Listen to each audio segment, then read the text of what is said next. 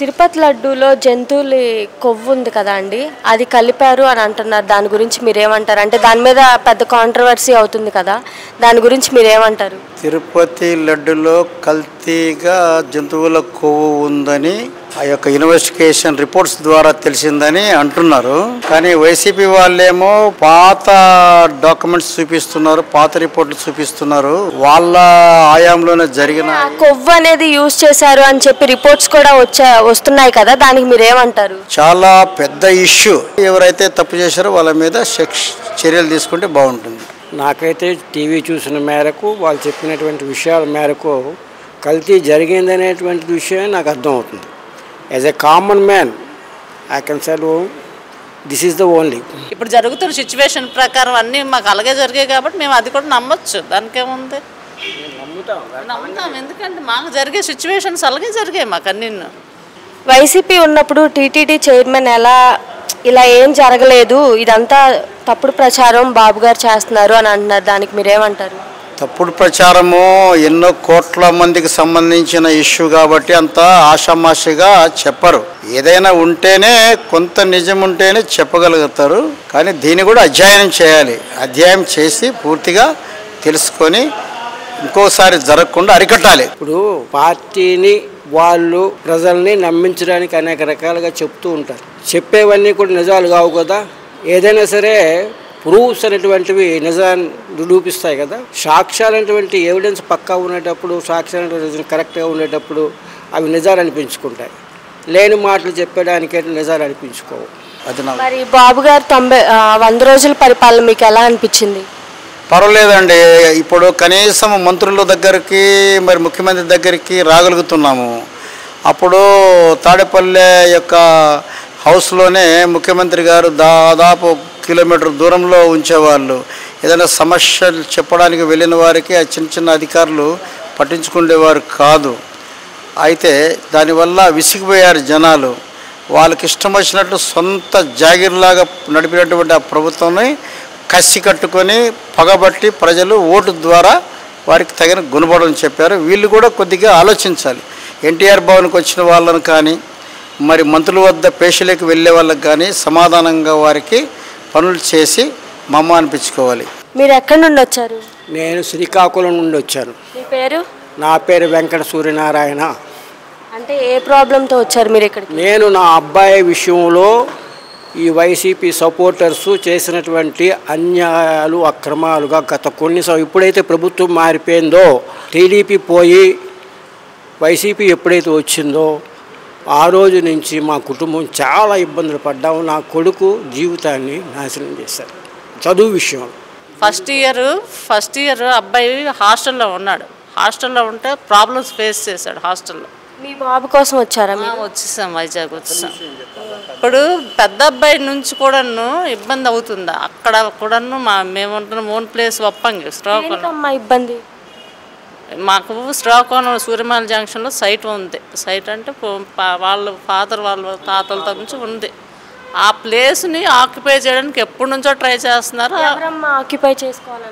Occupy supporters, YCP supporters. మరి అంతే, అది కావాలి. వాళ్ళ పక్కన ప్లేసు వైసీపీ సపోర్టర్ది. ఆ ప్లేస్ కావాలని ఎప్పటి నుంచో ట్రై చేస్తున్నారు. అవలే ఈ గవర్నమెంట్ వచ్చిన తర్వాత ఆ ప్లేస్ మీద మాకు వీళ్ళు ఫ్యామిలీ అంటే వాళ్ళ చిన్నాన్న వాళ్ళ పిల్లల నుంచి, మా అన్న వదిన తరపు నుంచి వాళ్ళందరూ వైసీపీకి సపోర్టర్స్. మా వదిన వైసీపీలోన లీగల్ అడ్వైజర్గా, మాకు తెలియదు ఆవిడ పనిచేసినట్టుగా చేస్తుందని, వైజాగ్లో ఉంటున్నారు. తెలియక మేము ఇతనికి ఒంట్లో బాగాలేని టైంలోనే వచ్చేసి నాకు ఆ ప్లేస్ అమ్మండి నాకు బలవంతం పెట్టారు. అక్కడ ముందు ఉన్న ముఖ్యమంత్రి గారు జగన్మోహన్ రెడ్డి గారేమో ఆయన ప్రజా సమస్యలు తీరుస్తాను, మా ప్రజా యొక్క దర్బారు పెడతాను అన్నాడు. 5 సంవత్సరాలు మూలనే కూర్చున్నాడు. ప్రజలకు ఏదో విసిరి కొడుతున్నాను కదా, ఆ యొక్క సంక్షేమ పథకాల ద్వారా వాళ్ళందరినీ చుట్టేసుకున్నాను, బందికాన్లో పెట్టుకున్నాను, ఎలాంటి సమస్యలు తీర్చాల్సిన అవసరం లేదు అనుకున్నాడు. చాలా తప్పు. అంటే ఇక్కడికి ఎవరైనా చెప్తే వచ్చారా మీరు, లేదంటే మీ స్వతహాగా వచ్చారా? ఇలా ప్రజా దర్బార్ జరుగుతుంది కదా, టీవీలో చూస్తున్నాం.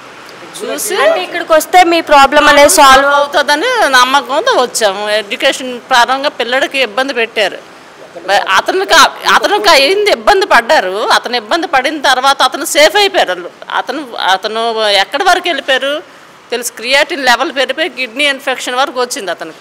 అతను సేఫ్ అయిన తర్వాత ఈ అబ్బాయి ఫైనల్ ఇయర్కి వచ్చాడు. ఫైనల్ ఇయర్కి వచ్చేసరికి ఎగ్జామ్స్ అన్నీ ఆపేశారు. ఎన్ని ఎగ్జామ్స్ రాస్తుంటే ఫస్ట్ ఇయర్ పాస్ అయిపోయాడు అంటే ఒక సబ్జెక్ట్ ఉంటుంది, సెకండ్ ఇయర్లో ఒక సబ్జెక్ట్, థర్డ్ ఇయర్లో 2, ఫైనల్ ఇయర్స్ మొత్తం ఆపేశారు. ఏమంటే 2 years రాయించేస్తున్నాం మేము, సప్లిమెంటరీ ఉండిపోయి కదండి 2 years బట్టి రాయించేస్తున్నాం, రిజల్ట్ కూడా అదే వస్తుంది.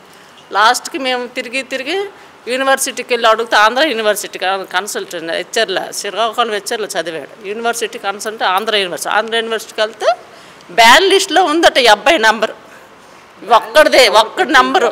అంటే ఎందుకమ్మా అది కావాలని చేపించారా? మరి అంతే ఇట్టది, మరి ఇంకా అంతకు మించి ఏం లేదు కదా మాకు. ఒకవేళ ఎవరు చేపించారని మరి ఆ సపోర్టర్సే, మరి అక్కడ ఉన్నది అదే కదా. ఇప్పుడు వీడు బీఫార్మసీకి వచ్చేసరికి గవర్నమెంట్ వచ్చింది, వైసీపీ గవర్నమెంట్ వచ్చింది. అప్పటి నుంచి మాకు ఆ సైట్ మీద ప్రెజర్ పడ్డది. ఈ అబ్బాయికి ఏటైంది, ఇతను సేఫ్ అయిపోయిన తర్వాత ఈ అబ్బాయి ఫైనల్ ఇయర్కి రావడం, ఈ ఎగ్జామ్స్ అన్నీ ఆగిపోయాయి. ఇప్పుడు ఇక్కడికి వస్తే మీ ప్రాబ్లమ్స్ అనేది సాల్వ్ అవుతాయి అని మీరు నమ్ముతున్నారా? సాల్వ్ అవుతాయి ప్రాబ్లమ్స్ అంటే చేసుకోవాలి. ఇక్కడ వీళ్ళు కూడా ఎండార్స్మెంట్ చేస్తారు, మీరు చేసి పెట్టండి అని వాళ్ళకి రాయలేరు కదా. అంటే ఎందుకు అలా చేశారు? ఎందుకు అలా చేశారంటే మాకు ఒక శ్రీకాకుళంలో ఒక సెంటర్లో కొంత స్థలం ఉంది. ఆ స్థలాన్ని ఏంటంటే ఈ రాజకీయ నాయకులు ఏంటంటే ముఖ్యంగా వైసీపీ నాయకులు ఆ స్థలాలను ఏం చేస్తారు, రోడ్ సైడ్ స్థలాలన్నీ కూడాను వాళ్ళు ఏదో రకంగా బెదిరించి లేదంటే నమ్మించి ఏదో రకంగాను దాన్ని క్యాప్చర్ చేయాలని చూస్తున్నారు. అటువంటి క్రమంలో మేము ఎప్పుడూ కూడా దాన్ని సపోర్ట్ చేసి ఒప్పుకోకపోతే ఎలా రకంగానే దెబ్బతీయాలని ఎన్నో రకాలు చేస్తారు. నా కొడుకుని ఇబ్బంది పెడితే నేనేటవుతాను, వాడి జీవితం నాశనం అయితే నేను కృంగిపోతాను. అంచేత చదువు విషయంలో ఎన్నిసార్లు రాస్తున్నా సరే నో రిజల్ట్. అంటే ఇక్కడికి ఎవరైనా చెప్తే వచ్చారా, మీ అంతటి మీరే వచ్చారా? ప్రాబ్లమ్స్ అన్నీ సాల్వ్ చేస్తున్నారు కాబట్టి నారా లోకేష్ గారు చాలా మటు కామన్ పీపుల్ యొక్క ప్రాబ్లమ్స్ అన్ని సాల్వ్ చేస్తున్నారు కాబట్టి, అంటే ఇక్కడికి వస్తే మీ ప్రాబ్లం సాల్వ్ అవుతుందని మీరు నమ్ముతున్నారు? గట్టిగా, చాలా బలంగా.